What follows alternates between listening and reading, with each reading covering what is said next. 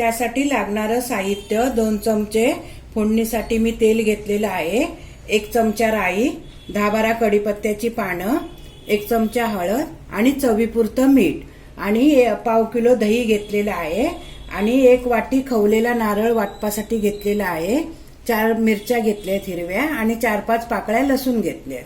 पण एका मिक्सरच्या भांड्यामध्ये या आपण आता बारीक वाटून घेऊया. बघा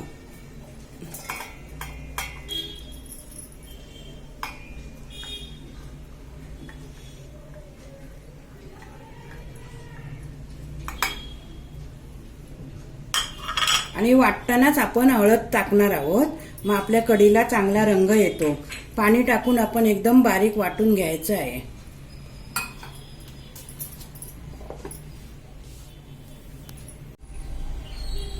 आता आपण दही पण मिक्सरच्या मोठ्या भांड्यामध्ये एकदा असं व्यवस्थित फिरवून घेऊया, पाणी टाकायचं नाही आहे.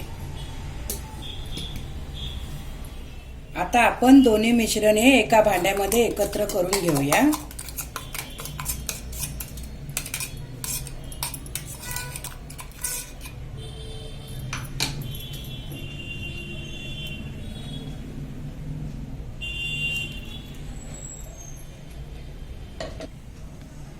आता आपण 1 वाटी पाणी टाकून आपण मिश्रण व्यवस्थित असं ढवळून घेऊया.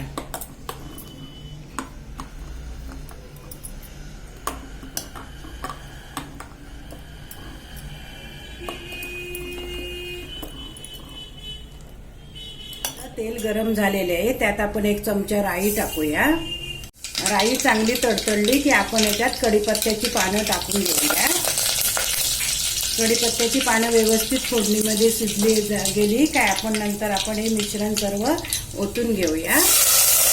मिश्रण ओतून झाल्यावर आपण लगेचच गॅस बंद करायची आहे. कढीला उकळ येता कामा नये. कढीला उकळ आलं तर आपली कढी फाटली जाईल. आता आपण यात चवीपुरतं मीठ टाकूया.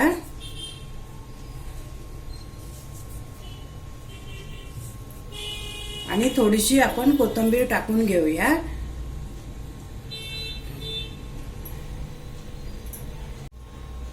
आता आपण यात थोडं पाणी टाकून घेऊया. आपल्याला कढी घट्ट हवी की पातळ हवी त्याप्रमाणे आपण पाणी टाकायचं आहे. हे बघा, आपल्याला घट्ट हवी असेल तर जास्त पाणी टाकायचं नाही. बघा ही मस्तच कढी झालेली आहे. अशा प्रकारे आपली मालवणी पद्धतीने दह्याची कढी तयार आहे.